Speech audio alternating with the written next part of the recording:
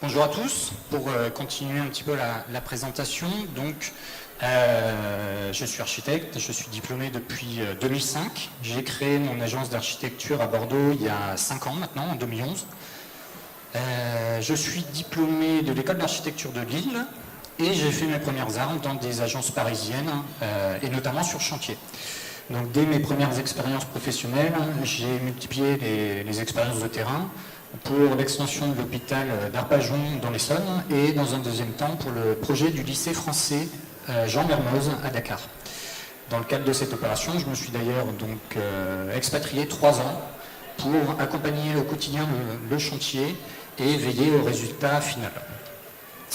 C'est d'ailleurs dans le cadre de cette opération que j'ai rencontré le commanditaire du projet Cœur Barazza que je vais vous présenter maintenant. Il s'agissait du représentant du ministère des Affaires étrangères qui était en charge du dossier du lycée français. En 3 ans de chantier, on a eu l'occasion de sympathiser et au cours d'une conversation, il m'explique qu'il a une maison à Bayonne avec un jardin arboré à l'arrière, lui-même à la limite d'un bosquet. Bref, un charmant petit espace bucolique qui souhaiterait bien valoriser et par là même rentabiliser en construisant quelques logements. Je lui ai alors proposé de réfléchir à la question. Un peu pris au dépourvu, il ne s'était pas initialement interrogé sur ses besoins, ni même sur ses attentes. Il n'y avait donc pas réellement de programme. Il fallait valoriser la parcelle. Mon client avait des préoccupations de rentabilité économique et pour ma part, en tant qu'architecte, j'étais plus préoccupé par le fait de réussir à ménager le site. Le jardin étant l'intérêt du lieu, il ne s'agissait pas de le faire disparaître en construisant partout. Il a donc fallu trouver un compromis et un terrain d'entente. Mais avant d'en arriver là, j'ai multiplié les esquisses et les études de faisabilité. Le programme s'est finalement arrêté sur une maison et 2 T2. Enfin, jusqu'au permis de construire, puisqu'après le recours d'un voisin qui nous voulait du bien, on a perdu un des T2 de l'opération. L'intérêt du site étant ces arbres, le projet s'est naturellement articulé autour des plus remarquables et notamment 2 chênes centenaires. L'objectif initial de l'opération était de valoriser le jardin.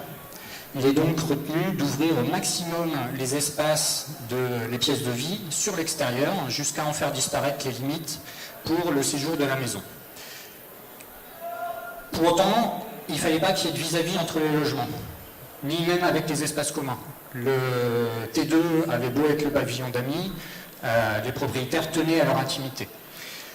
Les logements ont donc été disposés sur la parcelle de manière à délimiter les jardins privatifs et dans des orientations différentes. Les façades sur les espaces communs, si j'y arrive bien, voilà, sur les espaces communs sont relativement fermées pour ménager les vues, tandis que les façades sur le jardin, elles, sont complètement ouvertes.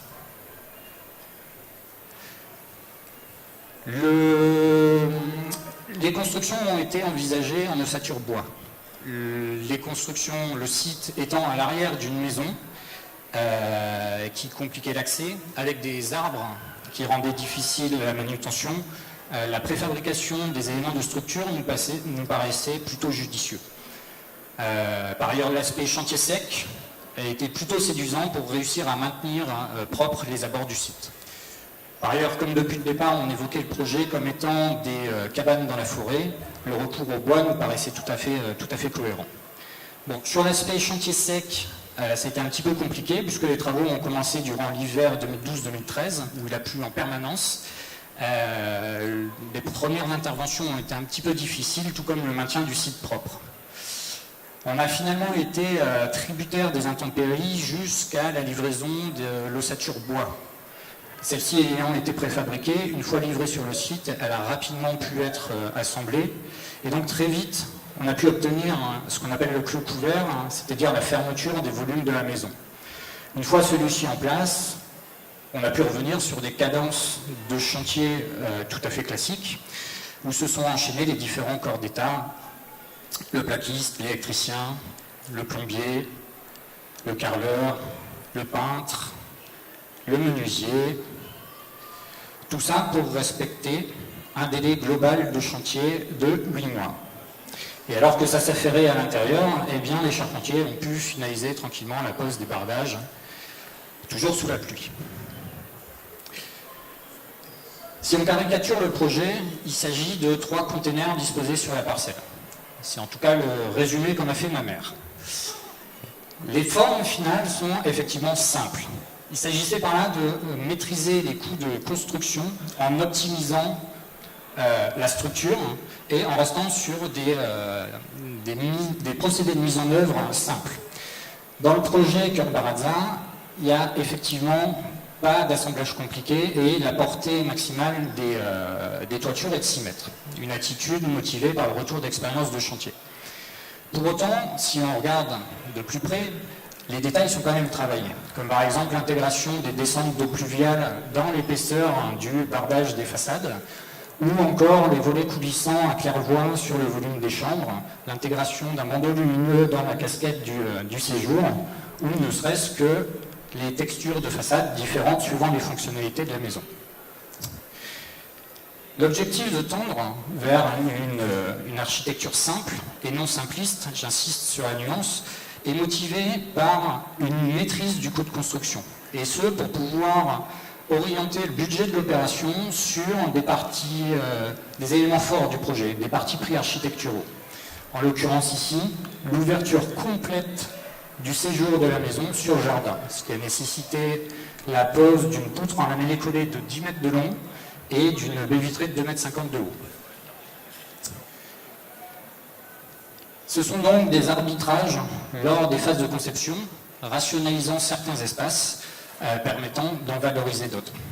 Et dans le cadre de ce projet, l'exercice a visiblement porté ses fruits puisque la rationalisation du plan et des modes constructifs ont permis aux clients de financer des postes qu'il n'avait pas initialement envisagés. Et c'est comme ça qu'il m'a demandé d'intégrer dans le budget de l'opération des éléments de rangement.